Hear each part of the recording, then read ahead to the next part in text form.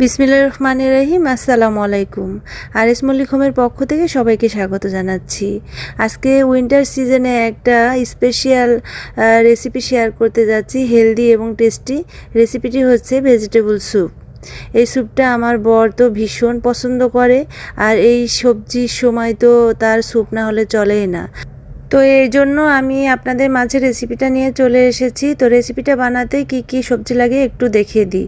প্রথমে এখানে ফুলকপি নিয়েছি, অনিয়ন স্প্রিং নিয়েছি, কিছু রসুন কুচি, আদা কুচি নিয়েছি, কাঁচামরিচ কুচি নিয়েছি, ধনিয়া পাতা কুচি নিয়েছি, একটা টমেটো নিয়েছি, বাঁধাকপি নিয়েছি, এক পিস ডিম নিয়েছি, এরপর আমি 2 পিস সিম কুচি করে কেটে নিয়েছি এবং গাজর কুচি করে নিয়েছি।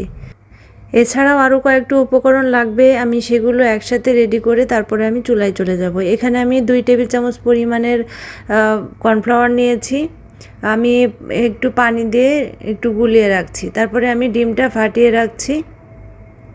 এখানে 1 টেবিল চামচ পরিমাণের আমি এখানে সয়া সস দিয়ে নিয়েছি এবং সঙ্গে একটু পানিও দিয়ে নিয়েছি, আমি মিশিয়ে এখানে সাইডে রেখে দিচ্ছি।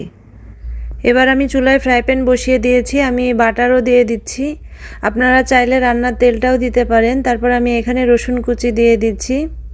রসুন কুচিটা দিলে একটু স্যুপের টেস্টটা ভালো আসে। আমি একটু হালকা করে নেড়ে দিয়ে এর ভিতরে আমি আদা কুচি দিয়ে দিচ্ছি, আমি একটু নেড়ে দিচ্ছি। এরপরে পেঁয়াজ কুচিটা দিয়ে দিচ্ছি, এরপর কাঁচামরিচ কুচি দিয়ে দিচ্ছি, দিয়ে আমি একটু নেড়ে দিব। এরপর গাজর কুচি, ফুলকপি, সিম এবং বাঁধাকপি দিয়ে আমি একটু সবজিটা নেড়ে দিব। তারপর এখানে আমি পরিমাণ মতো লবণ দিয়ে দিচ্ছি, লবণটা দিয়ে আমি আবারও নেড়ে দিচ্ছি। তারপর আমি ঢাকনা দিয়ে ঢেকে দিচ্ছি 1 থেকে 1.5 মিনিটের মতো। আমি 1.5 মিনিট পর ফিরে আসছি। সবজিগুলো আমি নেড়ে দিয়ে এখানে আমি অনিয়ন স্প্রিং অ্যাড করে দিচ্ছি।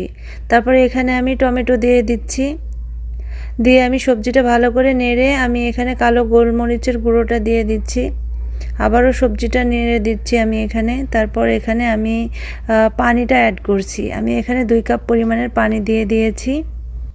এবার আমি ঢাকনা দিয়ে ঢেকে দিচ্ছি 5 মিনিটের জন্য, সবজিগুলো সিদ্ধ হওয়া অবধি। 5 মিনিট পর আমি ফিরে এসেছি, সবজিগুলো প্রায় সিদ্ধ হয়ে এসেছে। আমি এখানে সয়া সসটা দিয়ে দিচ্ছি, এরপর যে কর্নফ্লাওয়ারটা পানি দিয়ে মিশিয়ে রেখেছিলাম সেটাও দিয়ে দিচ্ছি, দিয়ে আমি এটা একটু ভালো করে নেড়ে দিচ্ছি।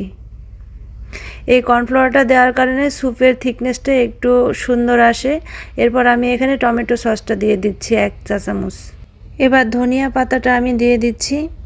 তারপর আমি যে ডিমটা ফেটিয়ে নিয়েছিলাম, আমি অল্প অল্প করে ডিমটা আমি দিয়ে দিব। এই তো আমার স্যুপটা রান্না কমপ্লিট, আমি এখন একটা পাত্রে তুলে নিচ্ছি। এই স্যুপটা ছোট থেকে বড় প্রত্যেকের জন্য খুব হেলদি একটা খাবার।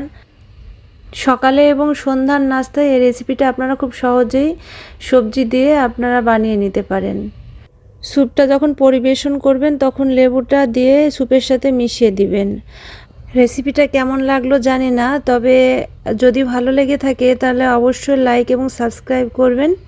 আর এতক্ষণ আমার সাথে থাকার জন্য সবাইকে ধন্যবাদ। সবাই ভালো থাকবেন। আল্লাহ হাফেজ।